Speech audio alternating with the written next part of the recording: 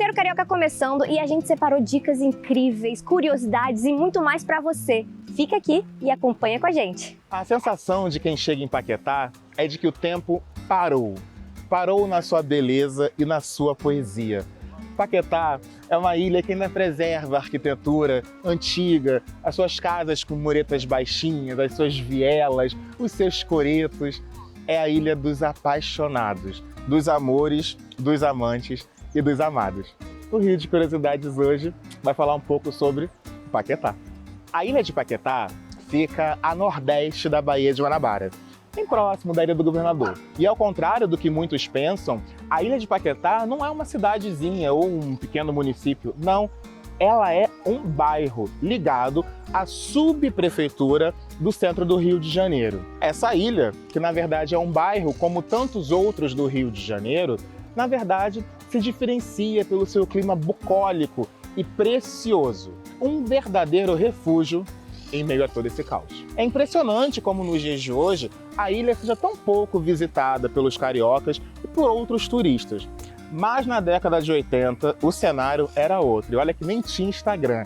A ilha bombava, era o reduto da juventude, de pessoas cool, hypadas. Era de fato um lugar super instagramável. A ilha foi fundada em 1556 por André Thevet. Ele era um navegante francês e descobriu a ilha por um acaso. Parece que tudo que é bom a gente descobre por acaso, né? O termo Paquetá é de origem indígena, mas tem opiniões controversas sobre o que de fato significa. Para alguns, significa muitas pacas, que são aves. Para outros, significa muitas pedras. Quer seja um, quer seja outro, a ilha é linda na sua ampla diversidade. Depois da construção da Capela de São Roque, a ilha começou a ficar muito mais movimentada. E o político José Bonifácio resolveu tornar a ilha a sua residência de verão. Isso também contribuiu para o turismo e para que a ilha fosse cada vez mais visitada e, digamos que, enobrecida. Esse paraíso também foi refúgio de Dom João VI, em 1833. Dom João tornou Paquetá independente de Magé, tornando assim o município da corte e também o seu refúgio particular. Bem, lembra que eu disse que Paquetá era um bairro do Rio de Janeiro? Pois bem, porque ela já foi município da corte, hoje ela é o bairro da nossa cidade do Rio de Janeiro. Interessante como as coisas se cruzam, né? Fonte de inspiração dos amantes e dos amados, esse cenário bucólico e romântico também foi inspiração para o livro A Moreninha, de Joaquim Manoel de Macedo, que posteriormente virou novela dirigida por Erval Rossano. Outra coisa também que ajudou a popularizar a ilha foi o trajeto que é incrível, que a gente faz da Praça 15, do centro do Rio de Janeiro, até a Ilha de Paquetá. Dura 50, 60 minutos, vale muito a pena, sobretudo nas férias com a criançada, é muito bacana.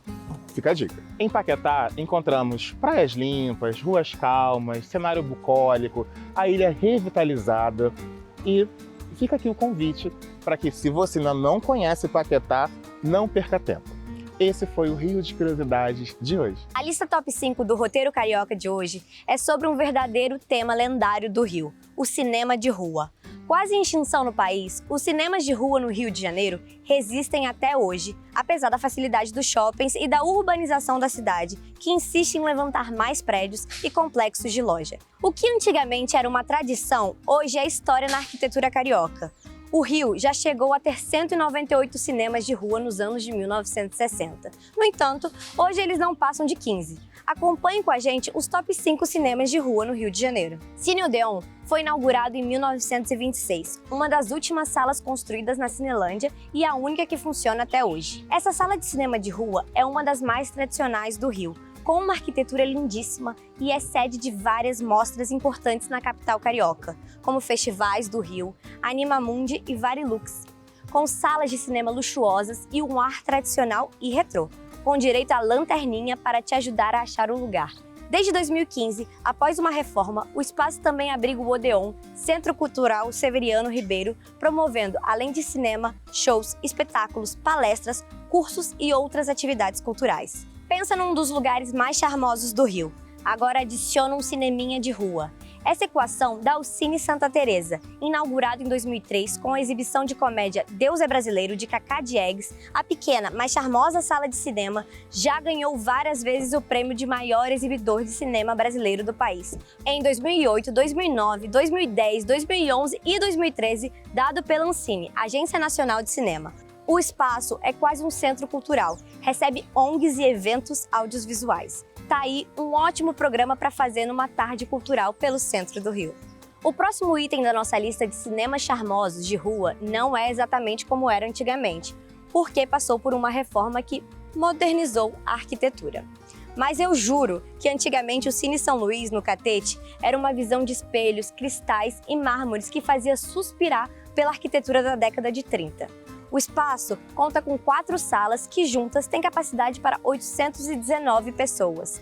É um ótimo cinema de rua com alta tecnologia, vale a pena conferir, mesmo não estando na sua forma original. O cinema que é ponto de encontro de cinéfilos de carteirinha, sobretudo durante o Festival do Rio? Claro que estamos falando da Estação NET.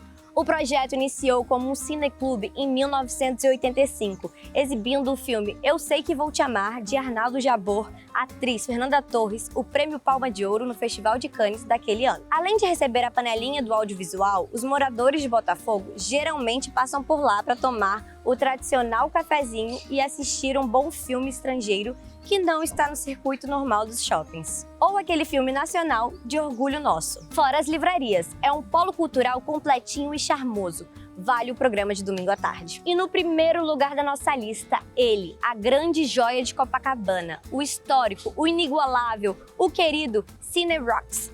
Com quase 82 anos de idade, inaugurado em 1938, é um dos mais antigos cinemas de rua do Rio de Janeiro. O espaço foi inaugurado com uma exibição do filme Bloqueio, de William de Leterne, o protagonizado por Henry Fonda. A magnitude do Cine Rocks, em seus tempos áureos, era a grande sala projetada pelo arquiteto Rafael Galvão, com mais de 1.600 lugares. Mas hoje, a sala foi transformada em 3 espaços diferentes e menores depois da reforma dos anos 90. O Cine Rocks quase fechou durante a pandemia, o que seria uma perda inestimável em termos de patrimônio históricos do Rio. Mas o governo se posicionou recentemente e o cinema venceu. O Rock se vive. E aí, ficou com vontade de visitar algum deles? O cinema de rua é parte da história do Rio e merece a nossa atenção e conservação. O Roteiro Carioca e a comunidade do audiovisual agradece. Vamos dar o devido valor aos nossos centros culturais. Fala, Carioca! Estamos começando mais um quadro somente aqui no Roteiro Carioca. E o tema hoje é Vida Fitness. É isso aí, pessoal. E a pergunta que não quer calar: você costuma praticar exercícios físicos? É isso aí, então vamos lá, pessoal! Fala aí, pessoal, estamos aqui hoje com a Josiane e eu vim perguntar para ela: Josiane, com que frequência você pratica esportes? Oi, tudo bem? Então, eu costumo praticar no mínimo 5 vezes por semana, no mínimo. Olha, tá vendo? 5 vezes por semana? Isso é excelente. E Josiane, eu quero saber de você. Qual é o exercício que não pode faltar na sua vida, que você pratica sempre? Então, eu costumo praticar musculação, né? Com mais frequência musculação e faço uma vez na semana o boxe. Olha, tá vendo? Inclusive ela está aqui praticando o boxe nesse exato momento. E pra gente finalizar, Josiane, eu quero saber uma dica que você vai deixar pro pessoal de casa. Como é que você costuma manter o foco da sua rotina de exercício? Então, a partir da criação de um hábito, né? Eu coloquei uma meta e eu costumo seguir essa meta e não falho. Tipo, posso até furar o horário. Geralmente eu gosto de malhar no mesmo horário, mas se não der, eu vou em outro horário para manter o foco e atingir meu objetivo. Tá vendo, pessoal? É isso aí, sempre focar pra gente alcançar os nossos objetivos. Muito obrigado, tá bom? É isso aí, galera do Roteiro Carioca. Estou aqui com o Rian, tá? E hoje vamos saber um pouco mais quais são os esportes que ele pratica. Rian, você costuma praticar qual esporte? É o triatlon, que é natação, ciclismo e corrida. Atualmente eu tenho uma preparação esportiva e da equipe de natação. E vem várias competições aí próximas e a gente mantém um ritmo, né? Olha que maravilha, tá vendo? Então você costuma sempre pedalar por aqui pela orla? Contar com a ciclovia aqui principal da Orla, que isso ajuda bastante, é um incentivo também para os atletas. E eu acho que também bom desempenho de cada um, né? Claro, não pode faltar isso aí. Ética também, tudo isso conta, né? Sim, isso é verdade, isso é de extrema importância. Agora eu quero saber de você. Você costuma sempre praticar esporte, isso a gente sabe, né? Alimentação, o que você indica pro pessoal que está lá em casa assistindo você em relação à alimentação? Cuidar bem da alimentação, porque é o principal. Sem alimentação, tanto a gente vê pelo futuro também, né? A gente, cuidando da alimentação de hoje, no futuro a gente vai dizer assim, cara, valeu a pena. Toda a dedicação pela alimentação, de tudo. Evite comer porcaria, gente. Porcaria industrializada, isso aumenta cada vez mais, mas tem muito produto natural por aí. A tecnologia também está avançando e o principal é a alimentação.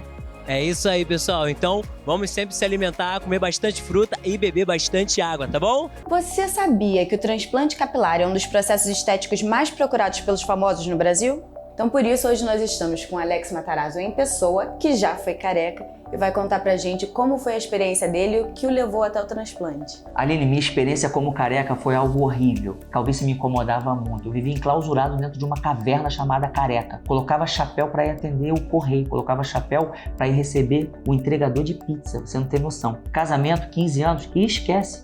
Eu não participava. O transplante capilar muda. Mudou a minha vida, vai mudar a sua também. É só você nos procurar. Vai pagar o seu transplante em até 36 vezes no cartão ou pela financeira. E a avaliação é super simples. Você envia fotos e a gente já avalia. Você está esperando o quê para mudar a sua história também, assim como eu mudei a minha? Vem para cá. A Clínica Matarazzo conta com certificados nacionais e internacionais na Flórida, nos Estados Unidos, e em Istambul, na Turquia. Vem pra Clínica Matarazzo!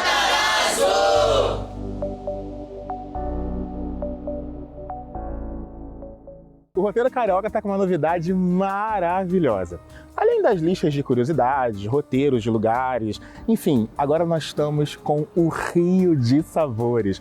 Nós vamos mostrar para vocês aí de casa os melhores lugares para se comer bem nesse Rio de Janeiro. Nós já vamos começar com o pé na porta. Confira as novidades nesse novo programa. Tradição é uma coisa interessante, né? Porque a gente nunca sabe como ela começou, mas de certa forma, alguns hábitos fazem todo sentido. Por exemplo, tomar aquele cafezinho à tarde com um bolinho.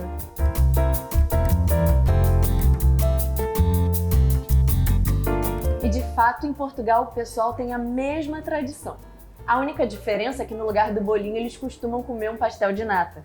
E aqui na Casa das Natas eu posso dizer que parece que eu dei um pulo em Portugal depois do trabalho para experienciar esse hábito português que, sinceramente, podia pegar aqui no Brasil, hein?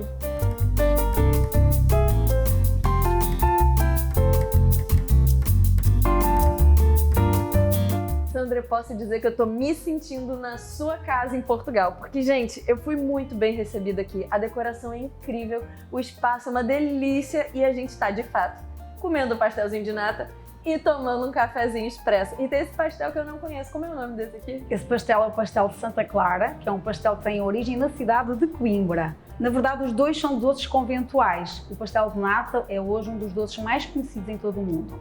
O pastel de Santa Clara tem um folhado muito fininho, quase parece a folha de um papel, e um creme de ovo que é delicioso. Menina, e como é que você passou tanto tempo sem comer pastel de nata aqui no Brasil? Pois é, quando eu cheguei ao Brasil eu vinha grávida, sabe como é que é desejo de grávida, né?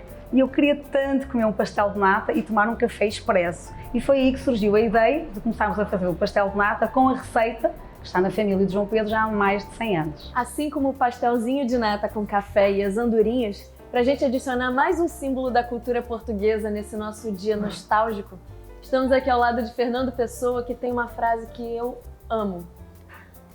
Saudades, só os portugueses conseguem senti-las bem, porque eles têm essa palavra para dizer que as têm. Está começando mais um Rio de Curiosidades. E o tema de hoje é a queridinha do verão, a coisa nossa, o açaí.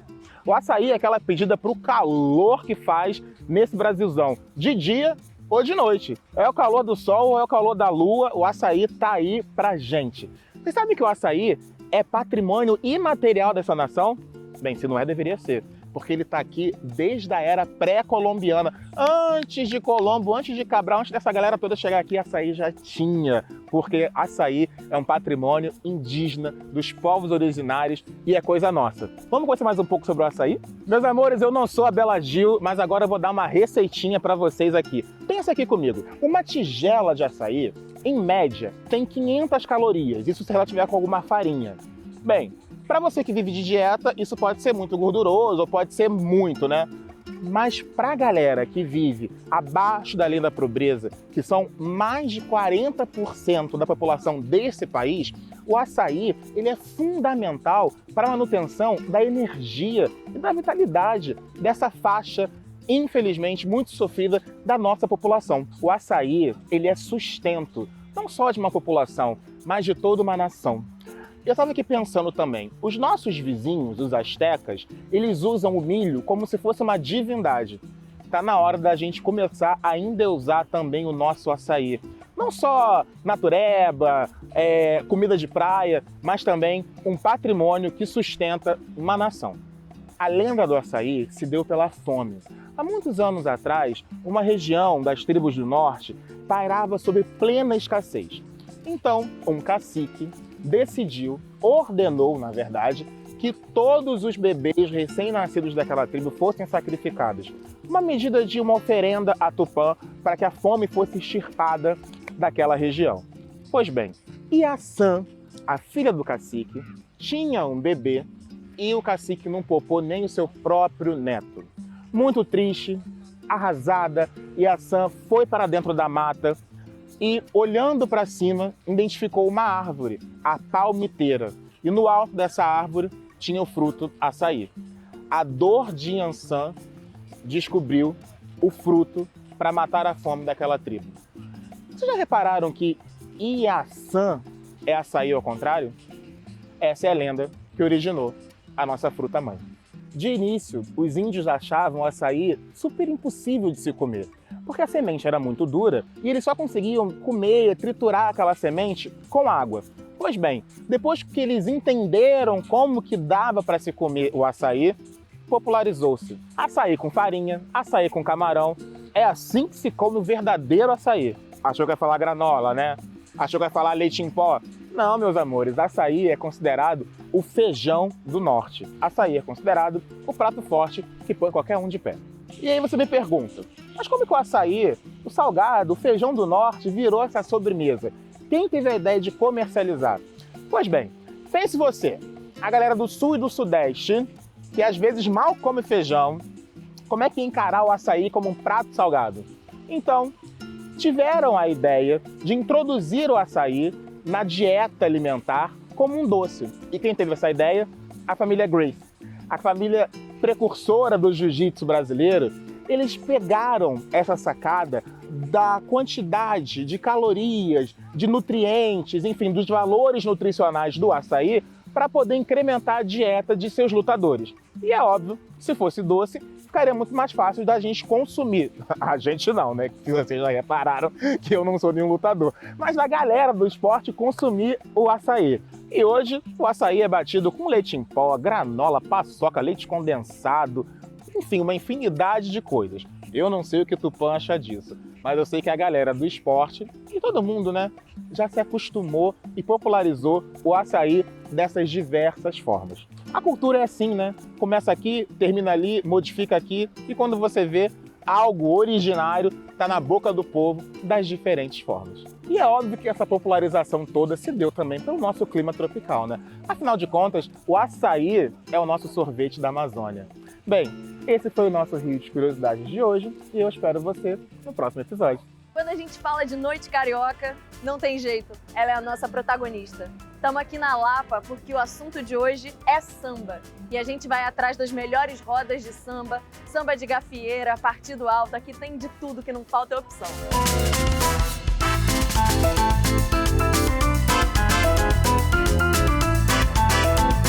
E eu que não sou boba nem nada, já colei aqui na escadaria Celarón, que é um dos cantos mais lindos da Lapa e é perfeito para tirar foto e encontrar os amigos.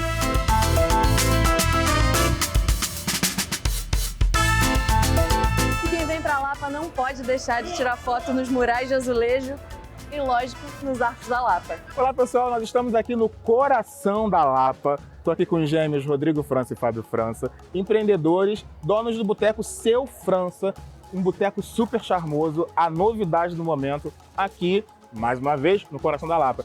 Eu queria saber de vocês, meninos, o seguinte: um boteco, comida boa, música boa e que leva o nome da família de vocês, qual é a importância desse empreendimento justamente no coração da Lapa?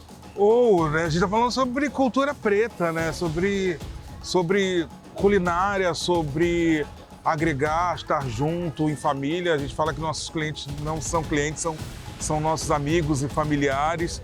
Nosso pai amava, hoje já é um ancestral, né? Amava a boemia, amava o Rio de Janeiro. E a necessidade de ter música ao vivo. A gente sente que existe uma carência.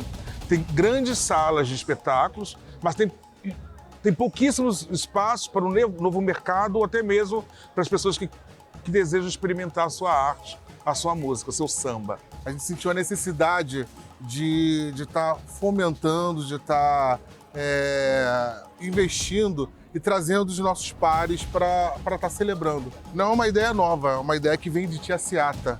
Tia Ciata que agregava os grandes bambas do samba e no seu terreiro cultuava a religião de matriz africana e também o samba. Então, assim, motivados pela nossa ancestralidade, motivados pelo nosso pai, que é o imperiano roxo, né, o arroz com couve, o melhor jeito de celebrar a vida, como ele dizia, é um bom samba, uma boa cerveja e uma ótima conversa. Maravilhoso. Deixa eu te falar, segunda a segunda, dá aqui o serviço do Seu França pra gente? Exatamente. De segunda a segunda a gente tem samba contado, cantado e dançado de diversas maneiras, né?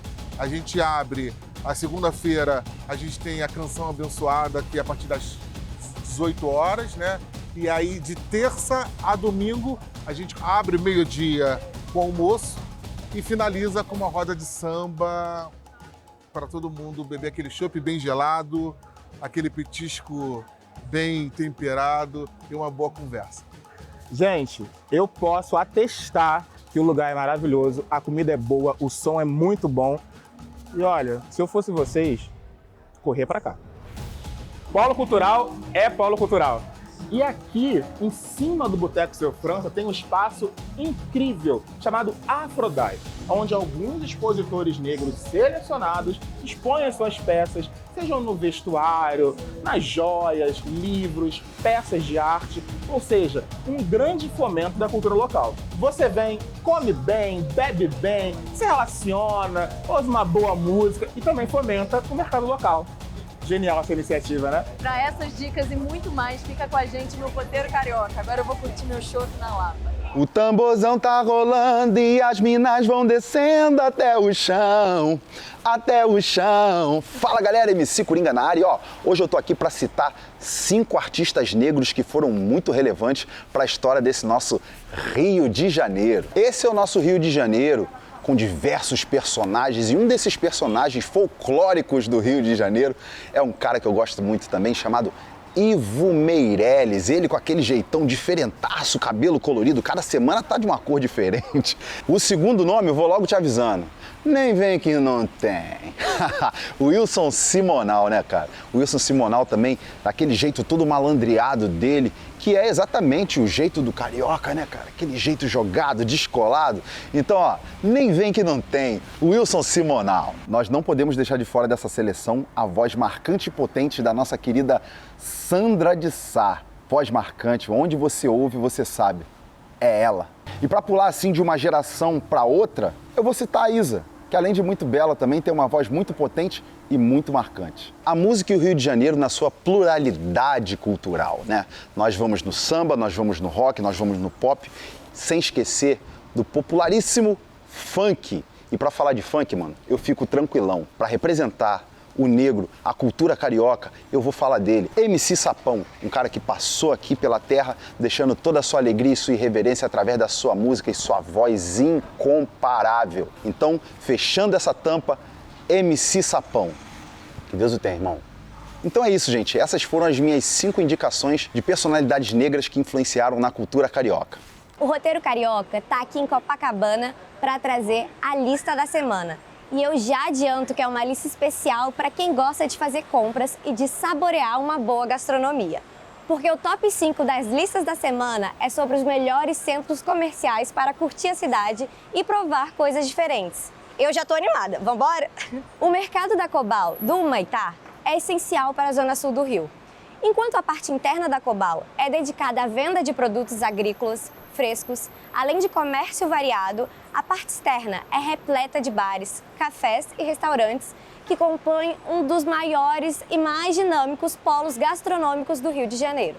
Nos finais de semana, o local fica repleto de pessoas de todas as idades que são atraídas pela facilidade de acesso, segurança, variedade de opções e, principalmente, o clima informal oferecido pelo espaço aberto do estacionamento que, à noite, dá lugar a um mar de mesas e cadeiras. O CADEG é um gigantesco centro de abastecimento com mais de 700 empresas instaladas. Aliás, CADEG significa Centro de Abastecimento do Estado da Guanabara. Só pelo nome, a gente já sabe que é um mercado tradicional há muitos anos, né? Uma mistura de Cobal e Ceasa, a CADEG oferece boas opções de diversão, com bares e restaurantes que têm atraído cada vez mais visitantes, e a comercialização de produtos em atacado. Você pode passar horas lá dentro e não conhecer tudo, até porque muito do movimento do local acontece de madrugada, quando chegam os caminhões lotados de produtos, que são vendidos aos milhares de pequenos comerciantes que vão ao local procurando produtos com preço de revenda. O Centro Luiz Gonzaga de Tradições Nordestinas é um pedacinho do Nordeste no Rio de Janeiro, também conhecido como Feira de São Cristóvão ou Feira dos Paraíbas. Possui cerca de 700 barracas fixas que oferecem de tudo um pouco. Culinária típica, artesanatos, trios e bandas de forró, dança, cantores e poetas populares, repente e literatura de cordel. Carioca que é carioca já foi num karaokê daqueles de cantar evidências abraçado no vendedor da feira. O preço da entrada é simbólico e o local oferece boa infraestrutura com pistas de dança, palcos para shows, 35 restaurantes de culinária nordestina, lojas de venda de artesanato, banheiros públicos e estacionamento. Algumas pessoas acham que o seu nome se deve ao intenso calor do Rio de Janeiro, somado ao camelódromo que piora a sensação térmica. Outras entendem o nome como uma referência aos conglomerados de imigrantes árabes e asiáticos, mas, para decepção de geral, o nome Saara nada mais é que uma sigla que representa a Sociedade de Amigos das Adjacências da Rua da Alfândega. O centro de compras do Saara se divide basicamente em 3 ruas: a da Alfândega, Senhor dos Passos e a Buenos Aires. Porém, as outras ruazinhas possuem lojas do entorno que também valem a pena visitar. Fazer compras de Natal, Carnaval, casamento, enxoval, aniversário. Pensou? Aqui tem. Além das lojinhas, tem a Biblioteca Parque Estadual, que foi reinaugurada em 2014, e a Confeitaria Colombo, um dos 10 mais belos cafés do mundo, e existe há 128 anos, porque foi fundada em 1894. Mercadão de Madureira, também conhecido simplesmente como Mercadão ou Grande Mercado de Madureira, é um mercado popular, localizado no bairro de Madureira, na zona norte do Rio. Em 1914, o primeiro mercadão foi inaugurado como uma pequena feira livre, um ponto de venda de produtos agropecuários. Essa feira ficava onde hoje é a quadra da Escola Império Serrano. Em 1959, com a presença do presidente Juscelino Kubitschek, foi inaugurado no local onde até hoje se encontra o Mercadão de Madureira, como passou a ser chamado, um dos pontos turísticos mais famosos da zona norte do Rio de Janeiro. Ele é um dos maiores mercados populares do Brasil, ponto turístico que foge da rota tradicional, mas tem um verdadeiro ritmo carioca. Essa foi a lista da semana com os top 5 centros comerciais do Rio de Janeiro. E aí, já conheceu algum deles? Tem algum que você goste que não foi mencionado? Estamos aceitando sugestões pelo nosso Instagram. Segue a gente lá, @roteiro.carioca. Valeu, gente! É isso, galera! Curtiram o programa? Chegamos ao final do nosso Roteiro Carioca, mas não fica triste. Se você quer ver mais, acompanhar mais, segue a gente lá no Instagram, roteiro.carioca. Lá tem todas as dicas que você precisa para turistar no Rio de Janeiro.